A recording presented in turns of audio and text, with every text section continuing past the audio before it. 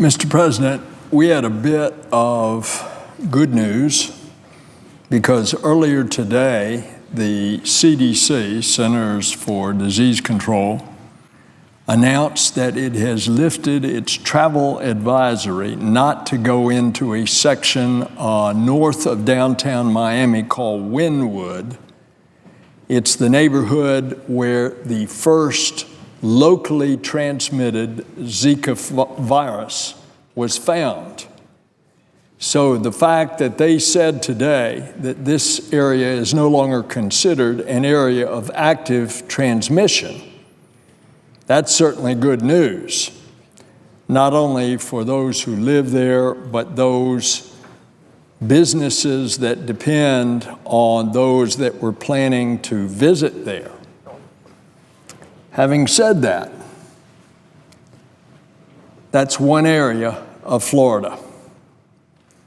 There are now 835 active cases of Zika infected people in the state of Florida. If you compare that to the number for the total U.S., and I'm talking about infection in 49 of the 50 states, it is 3,132. And if you add our brothers and sisters in Puerto Rico and the territories, fellow American citizens, that is 17,315 that are infected with the Zika virus. In Florida, 86 pregnant women are infected with the Zika virus. Total in the nation, 731, and in Puerto Rico, primarily there, although bringing in all the territories, but it's primarily Puerto Rico, it's 1,156.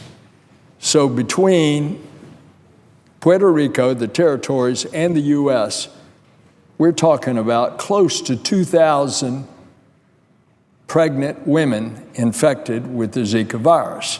Now, we know what the CDC has said, that anywhere from a 1% to 12% chance if a woman is infected in the first trimester of pregnancy, 1 to 12% chance that her baby will be born with defects. If you just do the math on the nearly 2,000 pregnant women, we're talking about a substantial number of births with defects, including the possibility of what you have heard about and seen, the microcephaly, which is the babies with the deformed brain as well as the shrunken head. In Puerto Rico, for example, they've already had one live birth of microcephaly, and they have one that did not live after birth. But now you see these huge numbers of what we can expect coming on down the line. Now that's all the more reason for us, since we started in a request last spring for funding to get at this, doing a vaccine, a Zika vaccine. It's now ready to go into the FDA first trials. A vaccine is at least 2 years away, but we got to get started. That costs money.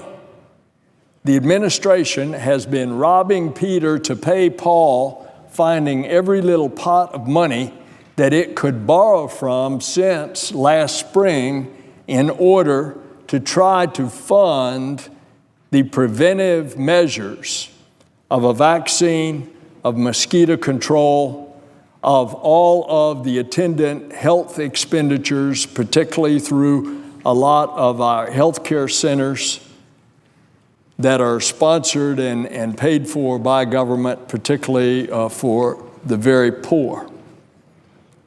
As a matter of fact, the government raided the Ebola fund of $576 million to advance it over to Zika. Well, we need to pay back all of those funds that have been raided. And that's incumbent upon us now, here at the last minute, before we adjourn, to go home to campaign before the election. You know, those words are suddenly similar to the words that we used in early July, trying to get that done before the summer recess for the political conventions in July, and yet we did nothing. Now, the good news is that it looks like that there is now an agreement on Zika. And as a result, when we come up with a funding bill to keep the government open until we can pass a permanent funding bill for this fiscal year, the fiscal year that will start in October the 1st. We will pass a temporary one until sometime in early December. That'll give us a chance to try to do the permanent one. But in the meantime, the government has to stay open, and we have to fund the functions of government, including national security and the U.S. Department of Defense. And so, you'd think that this thing was all done. Well, unrelated to Zika, now there are other things that are threatening the funding bill. At the end of the day, we'll get it done. Some of those things are over as arcane a subject of who is going to administer the issuance of domain names on the internet. But there seems to be some controversy over that. And as a result, we here at the last minute, at the last hour, before having to act on a funding bill, are now all wound around the axle again. I want to say very positively that I appreciate the progress that has been made on the Zika funding. It's not like we haven't tried this before. Since last May, in a bipartisan fashion, a bill that passed bipartisan for $1.1 billion that did not have attached political riders on it, passed by the U.S. Senate, 89 votes out of 100 senators.